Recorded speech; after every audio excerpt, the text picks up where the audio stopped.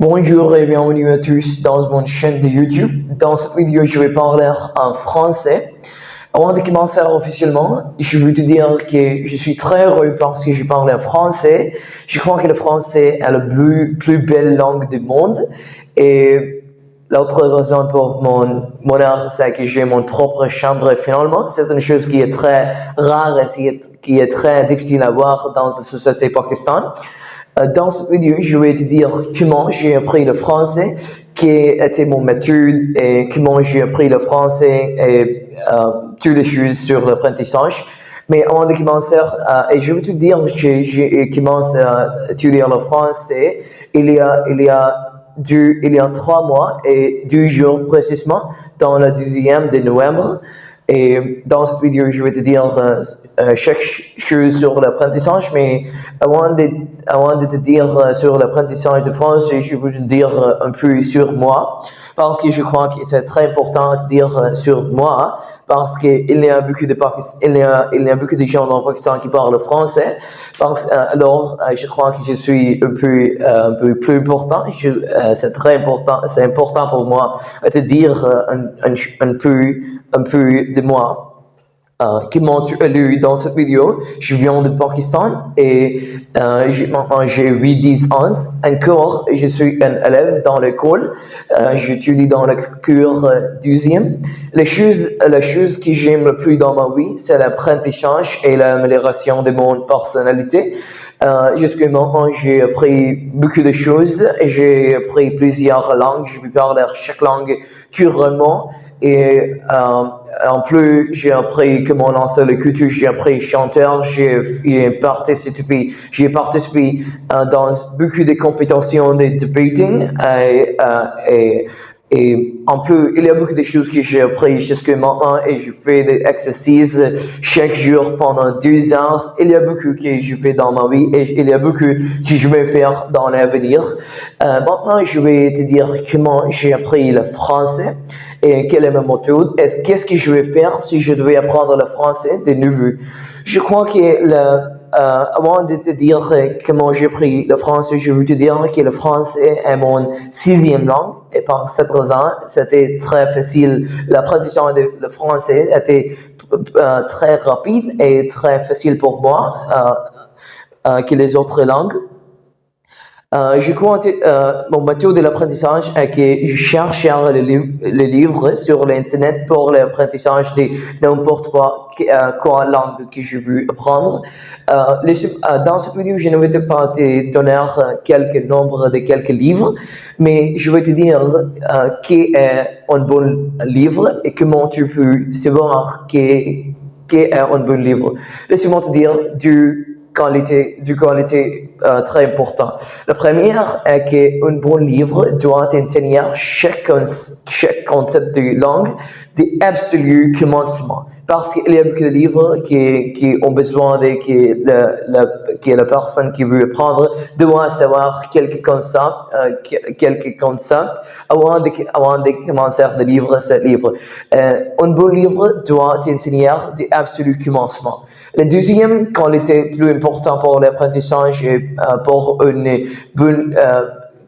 bon livre d'apprentissage de langue doit avoir, c'est que ce livre doit t'aider à pratiquer chaque concept immédiatement après que tu as appris. Que tu as appris parce que quand tu pratiques chaque concept immédiatement après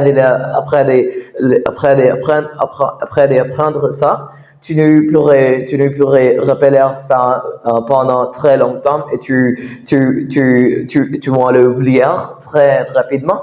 Et pour cette raison, tu dois pratiquer immédiatement et dans une manière très intense.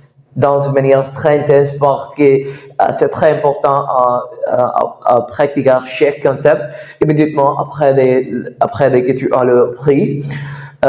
Laisse-moi te dire qu'est-ce que je vais faire si je dois apprendre le français de nouveau, qu'est-ce que je vais changer dans mon méthode que j'utilise cette fois. Je crois que la seule chose que je vais changer, c'est mon vitesse.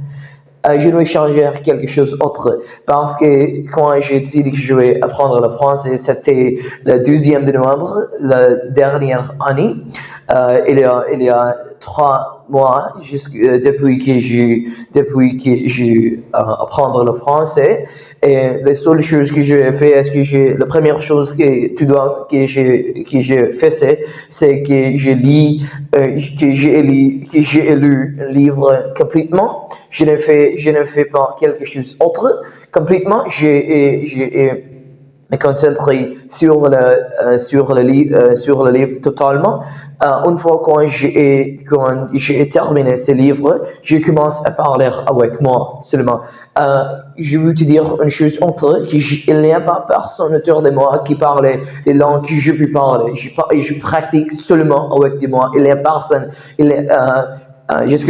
Comment je t'ai dit que j'ai appris plusieurs langues dans ma vie, je peux parler espagnol couramment, je peux parler arabe, je peux parler anglais, je peux parler français. Je n'ai pratiquement français jamais avec quelqu'un parce que je ne connais pas personne dans mon pays qui parle français. J'ai parlé seulement avec 2 personnes, avec 2 hommes en espagnol et je crois que j'ai parlé autour de 20 ou 30 fois en arabe avec les gens. Et je parle la plupart du temps, je parle avec moi pour pratiquer nos langues. Et je crois que ce que tu dois faire, c'est pratiquer avec toi-même.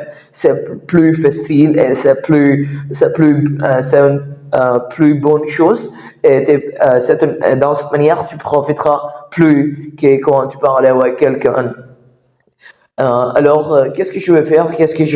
La première chose que j'ai fait, c'est qu'une fois que j'ai commencé à lire en français, immédiatement après j'ai complété ce livre, je commence à parler avec moi-même. Et après de quelques temps,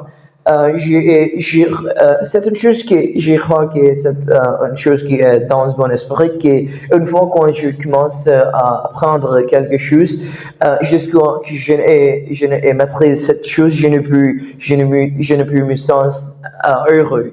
Et alors, quand j'ai commencé à étudier français, je me rappelle que j'ai répété cette chose tout le temps. Je ne peux parler français couramment, je ne peux parler français couramment. C'est une chose qui était très mal pour mon esprit parce que c'est une chose parce que je n'étais pas heureux, je n'étais pas heureux. Alors, je me rappelle que j'ai passé 10 heures, j'ai décidé que je vais un mois, je vais étudier le français pendant 14 heures chaque jour. Et je crois que la chose la plus importante pour l'apprentissage est la curiosité et la faim. Tu dois avoir la faim. Je crois que c'est une chose que tu dois avoir généralement dans la vie. Pour quelque chose, si tu veux faire quelque chose qui est difficile, tu dois avoir la faim. Alors, qu'est-ce que je vais faire après le français? Bien sûr, je suis très jeune et il me reste beaucoup de temps. Il y a beaucoup de compétences pour ce que je vais apprendre et je vais te parler sur chaque chose et sur chaque compétence que je j'ai apprendre sur cette chaîne de YouTube. Et si tu as quelques questions, tu peux le mettre dans les commentaires et je vais te répondre. Au revoir.